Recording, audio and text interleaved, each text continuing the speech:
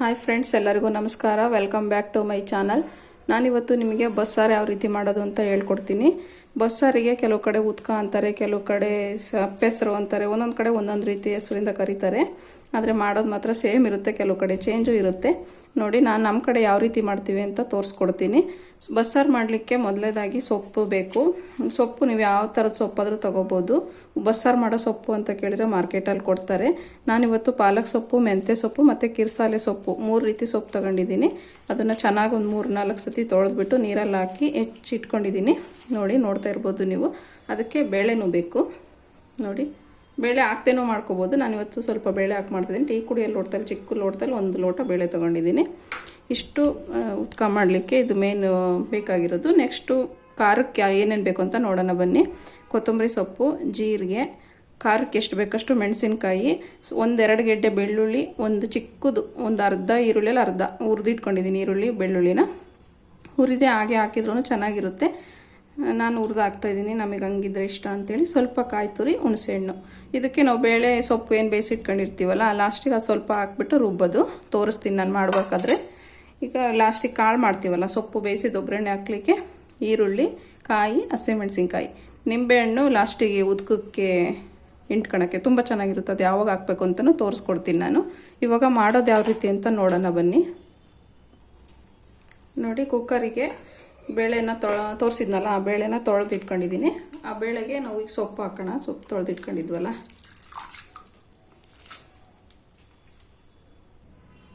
ನೋಡಿ ಇವಾಗ ಸೊಪ್ಪೆಲ್ಲ ತೊಳೆದು ಹಾಕಿಟ್ಕೊಂಡಿದ್ದೀನಿ. ಇವಾಗ ಅದಕ್ಕೆ ರುಚಿಗೆ ಎಷ್ಟು ಬೇಕಷ್ಟು ಉಪ್ಪು ಹಾಕೋಣ. ಕುಕ್ಕರ್ ತುಂಬಿತು ಅಂತ ಅನ್ಕೋಬೇಡಿ, ಅದು ಬೆಂದರೆ ಕಡಿಮೆ ಆಗಿಬಿಡುತ್ತೆ ಸೊಪ್ಪು. ನೋಡಿ, ಉಪ್ಪು ಹಾಕಿದ್ವಲ್ಲ, ಈಗ ನೀರು ಹಾಕ್ತಾಯಿದ್ದೀನಿ. ನೀರೊಂದು ಅರ್ಧ-ಮುಕ್ಕಾಲು ಲೋಟ ನೀರು ಹಾಕಿದರೆ ಸಾಕು. ಅದೇ ತುಂಬ ಆಗಿಬಿಡುತ್ತೆ, ಸೊಪ್ಪು ನೀರು ಬಿಟ್ಕೊಂಡ್ಬಿಡುತ್ತಲ್ಲ, ಹಂಗಾಗಿ. ಈಗ ಇದನ್ನು ಮುಚ್ಚಿ ಬೇಯಕ್ಕಿಡೋಣ.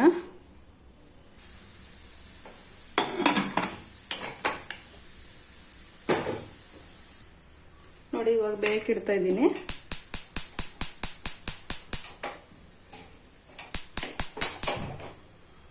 ಒಂದು ವಿಜಲ್ ಆದರೂ ಸಾಕು. ಇಲ್ಲಾಂದರೆ ಬೇಳೆ ಬೇಗ ಬೇಯ್ಬಿಡುತ್ತೆ ಅಂತಂದರೆ ಒಂದು ವಿಜಲ್ ಆಗೋಕ್ಕೂ ಮುಂಚೆ ಸೌಂಡ್ ಮಾಡುತ್ತಲ್ಲ ಕುಕ್ಕರ್ ಅಂತ, ಅದು ಆವಾಗಲೇ ಬೇಗ ಆಫ್ ಮಾಡಿಬಿಡಿ.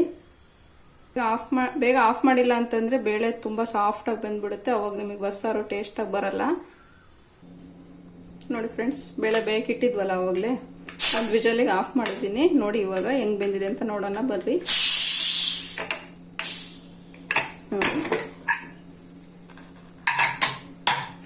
ನೋಡಿ ಎಷ್ಟು ಚೆನ್ನಾಗಿ ಬೆಂದಿದೆ ಅಂತ. ಈ ಅದಕ್ಕೆ ಬೆಂದಿರಬೇಕು. ನೋಡಿ, ಕಾಣಿಸ್ತಿದ್ಯಾ? ಇಷ್ಟು ಬೆಂದರೆ ಸಾಕು. ಬೇಳೆ ತುಂಬ ಸಾಫ್ಟಾಗಿ ಬೆಂದಿದೆ ಅಂತಂದರೆ ಅದು ಬಸ್ಸಾರು ಮಾಡ್ಲಿಕ್ಕೆ ಚೆನ್ನಾಗಾಗೋದಿಲ್ಲ, ಅದು ರುಚಿನೂ ಇರೋದಿಲ್ಲ. ಸಾಂಬಾರು ಮುದ್ದೆ ಥರ ಆಗಿಬಿಡುತ್ತೆ. ಸೊಪ್ಪು ಒಗ್ಗರಣೆ ಏನು ಮಾಡ್ತೀವಲ್ಲ ನಾವು, ಪಲ್ಯ, ಅದು ಆ ಥರ ಮುದ್ದೆ ಥರ ಆದರೆ ಚೆನ್ನಾಗಿರಲ್ಲ. ಅದಕ್ಕೆ ಅದಕ್ಕೆ ಬೇಯಿಸ್ಕೋಬೇಕು. ಸೊಪ್ಪೇನೋ ಬೇಗ ಬೆಂದೋಗ್ಬಿಡುತ್ತೆ, ನಾವು ಬೇಳೆ ಬೇಯಿಸ್ಕೊಳೋದೇ ಇರೋದು. ಈಗ ಇದನ್ನು ಬಸ್ಕೊಳ್ಳೋಣ ಒಂದು ಪಾತ್ರೆಗೆ. ನೋಡಿ, ಇವಾಗ ಬಸ್ಸಾರು ಬಸ್ಕೊಳಕ್ಕೆ ಅಂತೇಳಿ ಒಂದು ಚಿಕ್ಕದ ಪಾತ್ರೆ ತೊಗೊಂಡಿದ್ದೀನಿ. ಅದ್ರ ಮೇಲೆ ಇದಿಟ್ಕೊಳ್ಳೋಣ. ಇದು ಓಲ್ ಇರುತ್ತಲ್ಲ, ಸೋಸೋದು ಜರಡಿ. ಇದು ತಗೊಂಡ್ಬಿಟ್ಟು ಇದೇನು ಬೇಯಿಸಿಟ್ಕೊಂಡಿದ್ವಲ್ಲ ಬೇಳೆನ ಈ ಥರ ಬಸ್ಕೊಳ್ಳೋಣ. ನೋಡಿ, ಈ ರೀತಿ ಎಲ್ಲ ನೀಟಾಗಿ ಬಸ್ಕೊಂಡ್ಬಿಟ್ರೆ ಬಸ್ಸಾರೆಲ್ಲ ಕೆಳಗಡೆ ಪಾತ್ರೆಗೆ ಇಳ್ಕೊಳುತ್ತೆ. ನೋಡಿ, ಇವಾಗ ಬಸ್ಸಾರು ಬಸ್ತಿಟ್ಕೊಂಡಿದ್ದೀನಿ. ಸೊಪ್ಪು ಬಸ್ತಿರೋದು ಒಂದು ಕಡೆ ಇಟ್ಕೊಂಡಿದ್ದೀನಿ. ಅದರಲ್ಲಿರೋ ನೀರೆಲ್ಲ ನೀಟಾಗಿ ಇಳ್ಕೊಳ್ಳುತ್ತೆ ಅಂತೇಳಿ ಒಂದು ತಟ್ಟೆ ಹಾಕಿ ಇಟ್ಟಿದ್ದೀನಿ. ತುಂಬ ಬಿಸಿ ಇರುತ್ತೆ ಫ್ರೆಂಡ್ಸ್, ಅದನ್ನು ಹಿಂಡಬಾರ್ದು ತಕ್ಷಣವೇ, ಸ್ವಲ್ಪ ತಣ್ಣಗಾಗಕ್ಕೆ ಬಿಡಬೇಕು. ಇವಾಗ ಸಾರಿಗೆ ಬಸ್ಸಾರು ಮಾಡ್ಲಿಕ್ಕೆ ಮಸಾಲೆ ಏನು ಜೋಡಿಸಿಟ್ಟಿದ್ವಲ್ಲ ಖಾರಕ್ಕೆ ರುಬ್ಬಕ್ಕೆ, ಅದನ್ನೆಲ್ಲ ಹಾಕೋಣ ತೋರಿಸ್ತೀನಿ. ನೋಡಿ, ಇವಾಗ ಸಾರಿಗೆ ರುಬ್ಬಕ್ಕೆ, ಖಾರ ರುಬ್ಕೊಳಕ್ಕೆ ಎಲ್ಲ ಜೋಡಿಸಿಟ್ಕೊಂಡಿದ್ದಲ್ಲ ತೋರಿಸಿದ್ನಲ್ಲ ನಾನು. ಕೊತ್ತಂಬರಿ ಸೊಪ್ಪು, ಜೀರಿಗೆ, ಮೆಣಸಿನ್ಕಾಯಿ, ಈರುಳ್ಳಿ, ಬೆಳ್ಳುಳ್ಳಿ, ಕಾಯಿ ಮತ್ತು ಹುಣಸೆಹಣ್ಣು, ಅದೆಲ್ಲ ಜಾರ್ ಒಳಗೆ ಹಾಕೋಣ. ನೋಡಿ, ಏನು ಜೋಡಿಸಿಟ್ಟಿದ್ವಲ್ಲ ಅದೆಲ್ಲ ಹಾಕಿ ಆದಮೇಲೆ ಬೇಯಿಸಿಟ್ಕೊಂಡಿರ್ತೀವಲ್ಲ ಇದು ಕಾಳು, ನೋಡಿ ಇದು ಸ್ವಲ್ಪ ಹಾಕ್ಕೋಬೇಕು. ಇಷ್ಟು ಹಾಕಿದ್ರೂ ಸಾಕು. ಈಗ ಬೇಯಿಸಿಟ್ಕೊಂಡಿದ್ದು ನೀರೇನಿದೆಯಲ್ಲ ಅದನ್ನೇ ಸ್ವಲ್ಪ ಹಾಕೋಣ ರುಬ್ಬಕ್ಕೆ. ಬೇರೆ ನೀರು ಹಾಕೋಬೋದು, ಬಟ್ ಇದಾಕಿದ್ರೆ ಟೇಸ್ಟ್ ಚೆನ್ನಾಗಿರುತ್ತೆ. ಇಷ್ಟೇ ಫ್ರೆಂಡ್ಸ್ ಇದಕ್ಕೆ ಹಾಕೋದು. ಇದನ್ನು ರುಬ್ಕೊಂಬರೋಣ.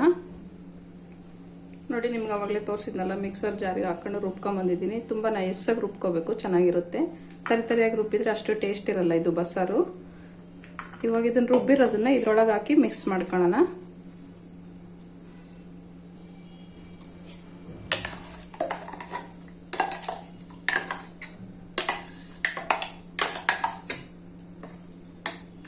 ಇದೇ ರೀತಿ ನೀರೆಲ್ಲ ಹಾಕ್ಬಿಟ್ಟು ಚೆನ್ನಾಗಿ ತೊಳೆದು ಬಿಟ್ಕೋಬೇಕು. ಉತ್ಕ ಅದೇ ತುಂಬ ಆಗುತ್ತೆ, ಒಂದು 7-8 ಜನ ಊಟ ಮಾಡುವಷ್ಟು ಸಾಂಬಾರು ಆಗುತ್ತೆ. ತುಂಬ ತೆಳ್ಳಗೆ ಮಾಡ್ಕೊಬಿಡ್ರಿ, ತೆಳ್ಳಗಾದರೆ ಅಷ್ಟು ಟೇಸ್ಟ್ ಇರಲ್ಲ. ಉಪ್ಪು ಬೇಯಿಸಕ್ಕೆ ಹಾಕಿರ್ತೀವಲ್ಲ, ಮತ್ತೇನು ಇದಕ್ಕೆ ಉಪ್ಪು ಹಾಕೋ ಅವಶ್ಯಕತೆ ಇರಲ್ಲ. ಬೇಕಾದರೆ ಟೇಸ್ಟ್ ನೋಡಿಬಿಟ್ಟು ಹಾಕ್ಕೋಬೇಕು. ಎಲ್ಲರ ಮುಂಚೆ ಹಾಕಿಲ್ಲ ಅಂತೇಳಿ ಹಾಕಕ್ಕೆ ಹೋಗ್ಬಿಟ್ರೆ ಜಾಸ್ತಿ ಆಗಿಬಿಡುತ್ತೆ. ನಾವು ಬೇಯಿಸಕ್ಕೆ ಏನು ಉಪ್ಪು ಹಾಕಿದ್ವಲ್ಲ, ಅವಾಗಲೇ ತೋರಿಸಿದ್ನಲ್ಲ, ಅಷ್ಟೇ ಉಪ್ಪು, ಮತ್ತೇನು ಹಾಕೋದಿಲ್ಲ ಇದಕ್ಕೆ. ನೋಡಿ ಇವಾಗೆಲ್ಲ ಇದನ್ನ ಮಾಡಿ ಇಟ್ಕೊಂಡಿದ್ದೀನಿ, ಮಿಕ್ಸ್ ಮಾಡಿದ್ದೀನಿ. ಬೇಯಿಸಿದ್ದು ಕಟ್ಟೇನಿತ್ತಲ್ಲ ಬೆಳೆದು, ಅದಕ್ಕೆ ರುಬ್ಬಿದ್ದನ್ನು ಹಾಕಿಟ್ಕೊಂಡಿದ್ದೀನಿ. ಇನ್ನೊಂದು ಸ್ವಲ್ಪ ಇದರಲ್ಲಿದೆ. ಇದು ಸೊಪ್ಪು ಹಿಂಡ್ತೀನಲ್ಲ, ಇವಾಗ ಹಿಂಡ್ಬೇಕಾದ್ರೆ ನೀರು ಮತ್ತೆ ಬರುತ್ತೆ. ಆ ನೀರನ್ನು ವೇಸ್ಟ್ ಮಾಡಲ್ಲ. ಅದೇ ನೀರಲ್ಲಿ ಈ ಜಾರ್ ತೊಳೆದ್ಬಿಟ್ಟು ಮತ್ತೆ ಇದರಲ್ಲಿ ಹಾಕ್ತೀನಿ. ನೋಡಿ ಇವಾಗ ಸೊಪ್ಪೆಲ್ಲ ಹಿಂಡ್ತಾ ಇದ್ದೀನಿ. ಈ ಥರ ಹಿಂಡ್ಕೋಬೇಕು ನೀಟಾಗಿ, ನೀರಿಲ್ಲದೆ ಇರೋಗೆ. ಸುಡ್ತಾ ಇದೆ, ಸ್ವಲ್ಪ ತಣ್ಣಗಾದ್ಮೇಲೆ ಹಿಂಡಿದ್ರೆ ಚೆನ್ನಾಗಿರುತ್ತೆ. ತುಂಬ ಒಳ್ಳೆಯದು ಫ್ರೆಂಡ್ಸ್, ಇದು ಮಕ್ಕಳಿಗೆಲ್ಲ ತುಂಬ ಒಳ್ಳೆಯದು. ಸೊಪ್ಪು ತರಕಾರಿ ಎಲ್ಲ ತಿನ್ನೋದ್ರಿಂದ ಆರೋಗ್ಯಕ್ಕೂ ಒಳ್ಳೆಯದು, ತುಂಬ ಚೆನ್ನಾಗೂ ಇರುತ್ತೆ. ಮಾಡ್ಕೊಂಡು ಊಟ ಮಾಡಿ ನೋಡ್ರಿ. ಬಿಸಿ ಬಿಸಿ ಮುದ್ದೆ ಜೊತೆಗೆ ಈ ಸೊಪ್ಪಿನ ಬಸ್ಸಾರು ಊಟ ಮಾಡ್ತಾಯಿದ್ರೆ ಆಹಾ, ತುಂಬ ಚೆನ್ನಾಗಿರುತ್ತೆ. ಎಲ್ಲರಿಗೂ ಇಷ್ಟ ಆಗೋಂಥ ಅಡುಗೆ ಇದು. ನಮ್ಮ ಕಡೆ ಈ ಬಸ್ಸಾರು ಮುದ್ದೆನೇ ಫೇಮಸ್ಸು. ಹಾಗಾಗಿ ನಾನು ಇದನ್ನು ಮಾಡಿ ತೋರಿಸ್ತಾ ಇದ್ದೀನಿ. ನೀವು ಒಂದ್ಸಲಿ ಮಾಡಿ ನೋಡ್ರಿ, ತುಂಬ ಚೆನ್ನಾಗಿರುತ್ತೆ. ನೋಡಿ ಈ ರೀತಿ ಚೆನ್ನಾಗಿ ಹಿಂಡ್ಕೋಬೇಕು. ಬೇಯಿಸಕ್ಕೆ ಇಡಬೇಕಾದ್ರೆ ಎಷ್ಟಿತ್ತು ಇದು ಸೊಪ್ಪು, ನೋಡಿ ಬೆಂದ್ಮೇಲೆ ಎಷ್ಟಾಗಿದೆ ಅಂತ. 1-2 ಇಡೀ ಆಗಿದೆ ಅಷ್ಟೇ. ಇದು ಅಷ್ಟು ಹಿಂಡ್ಕೊಂಬಿಟ್ಟು ಆಮೇಲೆ ಬರ್ತೀನಿ, ಸಿಗ್ತೀನಿ. ನೋಡಿ ಇವಾಗ ಇದಕ್ಕೆ ನಿಂಬೆಹಣ್ಣು ಹಿಂಡ್ತಾ ಇದ್ದೀನಿ. ಒಂದು ಚಿಕ್ಕ ಒಳಕೆ ನಿಂಬೆಹಣ್ಣು ತಗೊಂಡಿದ್ದೀನಿ, ಒಂದರಲ್ಲಿ ಅರ್ಧಕ್ಕಿಂತ ಸ್ವಲ್ಪ ಕಡಿಮೆ, ಅದಷ್ಟು ಹಿಂಡ್ತಾ ಇದ್ದೀನಿ ನಿಂಬೆಹಣ್ಣು. ನಿಂಬೆಹಣ್ಣು ಹಿಂಡಿದ್ರೆ ತುಂಬ ಚೆನ್ನಾಗಿರುತ್ತೆ ಫ್ರೆಂಡ್ಸ್. ಬೇಕಾದರೂ ಹಿಂಡ್ಕೋಬೋದು, ಇಲ್ಲ ಬೇಡವಾದ್ರೆ ಸ್ಕಿಪ್ ಮಾಡ್ಬೋದು. ನಮಗೆ ನಿಂಬೆಹಣ್ಣು ಹಿಂಡಿದ್ರೆ ಇಷ್ಟ, ಹಂಗಾಗಿ ನಾನು ನಿಂಬೆಹಣ್ಣು ಹಿಂಡ್ತಾ ಇದ್ದೀನಿ.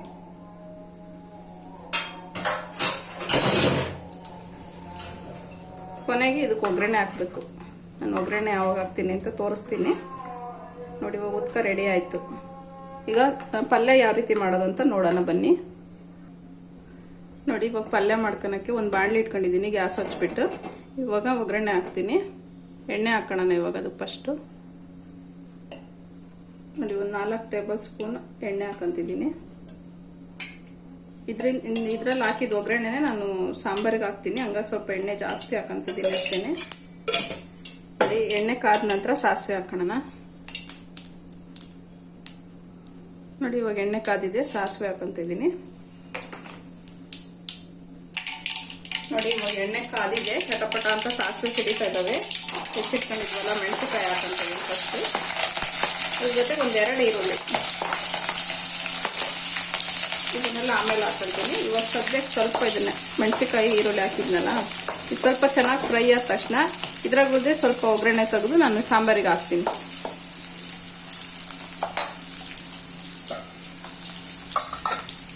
ನೋಡಿ ಸಾಂಬಾರು ಏನು ಮಾಡಿ ಇಟ್ಕೊಂಡಿದ್ವಲ್ಲ, ಅದಕ್ಕೆ ಇದೇ ಒಗ್ಗರಣೆ ತೆಗೆದ್ಬಿಟ್ಟು ನೋಡಿ ಹಾಕ್ಬಿಟ್ರೆ ಆಯಿತು. ಮತ್ತೆ ಎಕ್ಸ್ಟ್ರಾ ಒಗ್ಗರಣೆ ಹಾಕೋದೇ ಅವಶ್ಯಕತೆ ಇರಲ್ಲ, ಹಾಗಾಗಿ ನಾನು ಈ ರೀತಿ ಮಾಡ್ತೀನಿ. ನೋಡಿ ಸಾಕು. ಅದಕ್ಕೆ ಒಗ್ಗರಣೆ ಹಾಕಿದ ನಂತರ ನೋಡಿ ಈರುಳ್ಳಿ ಚೆನ್ನಾಗಿ ಫ್ರೈ ಆದವು. ಇವಾಗ ಈರುಳ್ಳಿ ಹಾಕೋಣ. ಈರುಳ್ಳಿ ಸ್ವಲ್ಪ ಜಾಸ್ತಿ ಇರಬೇಕು, ತುಂಬ ಚೆನ್ನಾಗಿರುತ್ತೆ. ಸೊಪ್ಪು ತಿನ್ಬೇಕಾದ್ರೆ ಈರುಳ್ಳಿ ಮಧ್ಯೆ ಸಿಕ್ಕಿದ್ರೆ ತುಂಬ ಚೆನ್ನಾಗಿರುತ್ತೆ. ಜಾಸ್ತಿನೂ ಬೇಯಿಸ್ಬಾರ್ದು ಈರುಳ್ಳಿ, ಸ್ವಲ್ಪ ಕರಕರಂಗೆ ಇರಬೇಕು ಈರುಳ್ಳಿ. ಡೀಪ್ ಫ್ರೈ ಮಾಡಿಬಿಟ್ರೆ ತುಂಬ ಸಾಫ್ಟ್ ಆಗಿಬಿಡುತ್ತಲ್ಲ ಈರುಳ್ಳಿ, ಸೊಪ್ಪು ಅಷ್ಟೊಂದು ಟೇಸ್ಟ್ ಇರಲ್ಲ. ಹಾಗಾಗಿ ಸ್ವಲ್ಪ ಈರುಳ್ಳಿ ಜಾಸ್ತಿ ಹಾಕಬೇಕು. ಈರುಳ್ಳಿ, ಫ್ರೆಶ್ ಕಾಯಿ ತುರಿ ಎಲ್ಲ ಜಾಸ್ತಿ ಇದ್ದರೆ ಸೊಪ್ಪು ತುಂಬ ಟೇಸ್ಟ್ ಇರುತ್ತೆ. ಇದಕ್ಕೆ ಈರುಳ್ಳಿಗೆ ಎಷ್ಟು ಬೇಕಷ್ಟು ಸ್ವಲ್ಪ ಉಪ್ಪು ಹಾಕ್ತೀನಿ. ಸೊಪ್ಪಿಗೆ ಆಲ್ರೆಡಿ ನಾವು ಬೇಯಿಸಕ್ಕೆ ಹಾಕಿರೋದ್ರಿಂದ ಈರುಳ್ಳಿಗೆ ಎಷ್ಟು ಬೇಕಷ್ಟು ಹಾಕ್ಕೋಬೇಕು. ನೋಡಿ ಇಷ್ಟು ಹಾಕ್ತಿದ್ದೀನಿ, ಸ್ವಲ್ಪ ಈರುಳ್ಳಿಗೆ ಎಷ್ಟು ಬೇಕಷ್ಟು ಉಪ್ಪು ಹಾಕಿ ಸ್ವಲ್ಪ ಕಲರ್ ಬರೋಂಗೆ ಬೇಯಿಸ್ಕೋಬೇಕು. ಈರುಳ್ಳಿನ ಜಾಸ್ತಿ ಬೇಯಿಸಬಾರ್ದು. ನೋಡಿ ಈರುಳ್ಳಿ ಇಷ್ಟು ಫ್ರೈ ಆದರೆ ಸಾಕು, ಇದಕ್ಕಿಂತ ಜಾಸ್ತಿ ಫ್ರೈ ಆಗಬಾರ್ದು. ಇವಾಗ ಇದಕ್ಕೆ ಕಾಯಿ ತುರಿ ಹಾಕೊಂತಿದ್ದೀನಿ. ಫ್ರೆಶ್ ಕಾಯಿ ತುರಿ ಈರುಳ್ಳಿ ಜಾಸ್ತಿ ಇದ್ದಷ್ಟು ಚೆನ್ನಾಗಿರುತ್ತೆ. ಹಸಿರು ಮೆಣಸಿನಕಾಯಿ ನಿಮಗೆ ಖಾರಕ್ಕೆ ಎಷ್ಟು ಬೇಕಷ್ಟು ಹಾಕೋಬಹುದು. ಖಾರ ಜಾಸ್ತಿ ತಿನ್ನೋದಾದ್ರೆ ಸ್ವಲ್ಪ ಜಾಸ್ತಿ ಹಾಕೋಬಹುದು, ಕಡಿಮೆ ತಿನ್ನೋದಾದ್ರೆ ಕಡಿಮೆ ಹಾಕೋಬಹುದು. ಕಾಯಿ ತುರಿ ಈರುಳ್ಳಿ ಒಂದು ಜಾಸ್ತಿ ಇದ್ರೆ ಈ ಸೊಪ್ಪಿನ ಪಲ್ಯ ತುಂಬ ಚೆನ್ನಾಗಿರುತ್ತೆ. ಇದನ್ನ ಹಾಗೇನೆ ಮಾಡ್ಬೋದು, ಸಾಂಬಾರು ಮಾಡ್ದಂಗೆ ಮಾಡಿದೆ ಅದೇ ರೀತಿ ಬರೀ ಸೊಪ್ಪು ಇದು ಮಾಡಿದರೆ ರೊಟ್ಟಿ ಚಪಾತಿಗೂ ತಿನ್ಬೋದು, ತುಂಬ ಚೆನ್ನಾಗಿರುತ್ತೆ. ಹಂಗೂ ಮಾಡ್ಕೊಂಡು ನೋಡ್ರಿ ಒಂದ್ಸಲ, ಚೆನ್ನಾಗಿರುತ್ತೆ. ಪಲ್ಯ ಮಾಡೋದೆಲ್ಲ ಸೇಮ್ ಪ್ರೊಸೆಸ್ಸು, ಬಟ್ ಉತ್ಕ ಮಾಡಲ್ಲ ಅಷ್ಟೇ. ನಾನು ಮುದ್ದೆಗೆ ಮಾಡ್ತಿರೋದ್ರಿಂದ ನಾನು ಮುದ್ದೆಗೆ ಸಾಂಬಾರನ್ನು ಮಾಡಿದ್ದೀನಿ, ಪಲ್ಯನೂ ಮಾಡಿದ್ದೀನಿ. ಬಸ್ಸಾರು ನೋಡಿ, ಸೊಪ್ಪಿನ ಪಲ್ಯ ರೆಡಿ ಆಯಿತು. ತುಂಬ ಈಸಿ ಮಾಡೋದು ಬಸ್ಸಾರು. ನೀವು ಒಂದ್ಸಲಿ ಮಾಡಿ ನೋಡ್ರಿ, ಚೆನ್ನಾಗಿರುತ್ತೆ. ತುಂಬ ಇಷ್ಟಪಟ್ಟು ಊಟ ಮಾಡ್ತಾರೆ, ತುಂಬ ಚೆನ್ನಾಗಿರುತ್ತೆ. ನೋಡಿ, ಸೊಪ್ಪಿನ ಪಲ್ಯ ರೆಡಿ ಆಯಿತು. ಇದು ಚೆನ್ನಾಗಿ ಮಿಕ್ಸ್ ಮಾಡಿ ಒಂದು 5 ನಿಮಿಷ ಬಿಸಿ ಮಾಡಿಬಿಟ್ರೆ ಸೊಪ್ಪಿನ ಪಲ್ಯನೂ ರೆಡಿ ಆಯಿತು, ಬಸ್ಸಾರು ರೆಡಿ ಆಯಿತು. ನೋಡಿ, ಬಸ್ಸಾರು ಒಗ್ಗರಣೆನೂ ಹಾಕಿದ್ದೀನಿ, ತುಂಬ ಚೆನ್ನಾಗಿ ಬಂದಿದೆ. ಟೇಸ್ಟು ನೋಡಿದ್ದೀನಿ, ಉಪ್ಪು ಖಾರ ಎಲ್ಲ ಕರೆಕ್ಟಾಗಿದೆ. ವಿಡಿಯೋ ಇಷ್ಟ ಆದರೆ ಲೈಕ್ ಮಾಡಿ, ಶೇರ್ ಮಾಡಿ, ಸಬ್ಸ್ಕ್ರೈಬ್ ಮಾಡಿ ಫ್ರೆಂಡ್ಸ್. ಯಾರ್ಯಾರು ಮೊದಲು ನೋಡ್ತಾ ಇದ್ದೀರಾ ಸಬ್ಸ್ಕ್ರೈಬ್ ಮಾಡ್ಕೊಂಡು ಸಪೋರ್ಟ್ ಮಾಡಿ. ತುಂಬ ಚೆನ್ನಾಗಿ ಸಪೋರ್ಟ್ ಮಾಡಿದರೆ ಇಲ್ಲಿವರೆಗೂ ಇದೇ ರೀತಿ ಸಪೋರ್ಟ್ ಮಾಡಿ. ನೋಡಿ, ಇವಾಗ ಬಸ್ಸಾರಿಂದು ಕಾಳು ರೆಡಿ ಆಯಿತು, ಆಫ್ ಮಾಡ್ತೀನಿ. ಮುಗೀತು ಫ್ರೆಂಡ್ಸ್. ನೋಡಿ, ಮಾಡ್ತಾ ಇದ್ದೀನಿ. ನೋಡಿ, ಬಸ್ಸಾರು ರೆಡಿ ಆಯಿತು. ಇಷ್ಟೇ ಫ್ರೆಂಡ್ಸ್, ಉತ್ಕ ಮಾಡೋದು ಯಾವ ರೀತಿ ಅಂತ ನೋಡಿದ್ರಲ್ಲ. ವಿಡಿಯೋ ಇಷ್ಟ ಆದರೆ ಪ್ಲೀಸ್ ಒಂದು ಲೈಕ್ ಮಾಡಿ ಫ್ರೆಂಡ್ಸ್. ಮತ್ತೊಂದು ವಿಡಿಯೋದೊಂದಿಗೆ ಮತ್ತೆ ಸಿಗ್ತೀನಿ. Bye friends.